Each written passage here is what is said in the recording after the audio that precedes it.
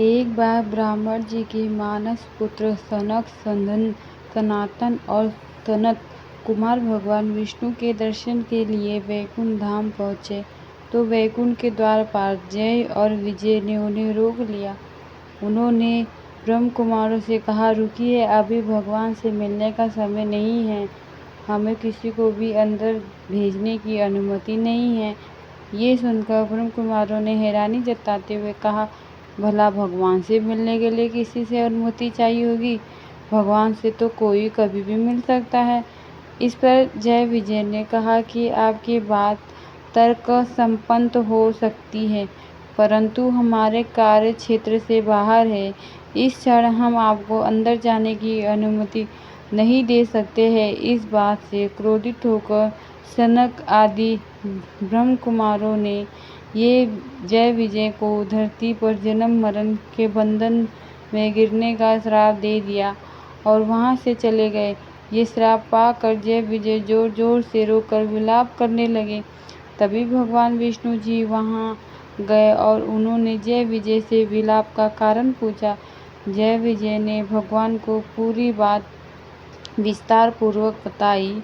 भगवान विष्णु जी ने उनसे कहा कि मैं श्राप को शून्य तो नहीं करूँगा, क्योंकि इसे श्राप देने वालों का एवं उसके तप का अनादर होगा और कर्म चक्र की बाधित होगा, परंतु तुम अपने स्थान पर अपना कार्य का वहन कर रहे थे, इसलिए मैं तुम्हें इस श्राप से शीघ्र ही मुक्त होने के 2 उपाय बताता हूँ।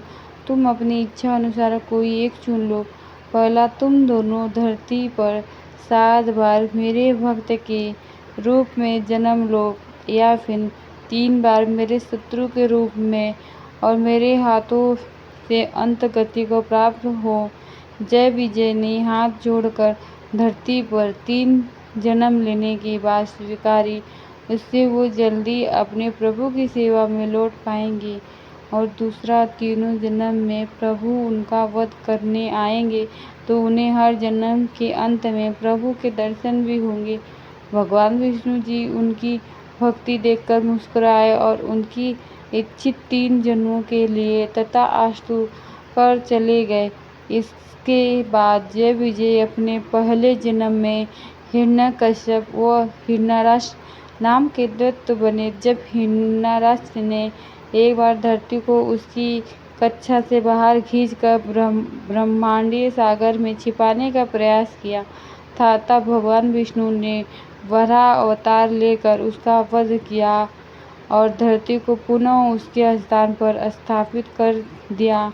अपने भाई की मृत्यु से हिरण्यकश्यप को बहुत क्रोध आया और महादेव से कई तरह के वरदान पाकर वह स्वयं को अमर समझने लगा। अब भगवान की सत्ता को नीचा दिखाने का हर संभव कार्य करने लगा, यहाँ तक कि उसने अपने नारायण भक्त पुत्र प्रहलाद को भी सताना शुरू कर दिया।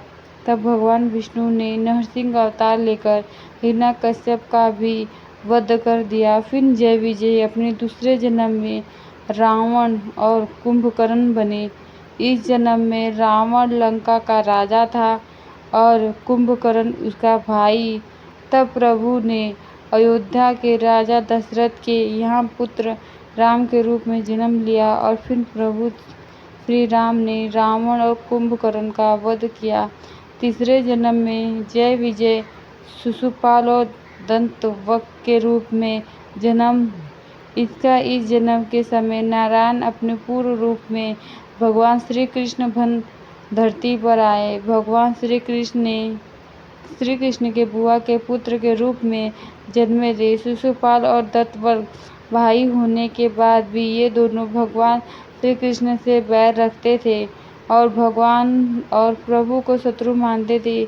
इनके बुरे कर्मों के चलते इस जन्म में श्री हरि ने इनका वध किया। इस प्रकार से ये दोनों तीनों जन्म तक प्रभु के शत्रु के रूप में जन्मे और प्रभु के हाथों मुक्ति के बाद वे पुनः जय विजय के रूप में वैकुंठ लौट आए।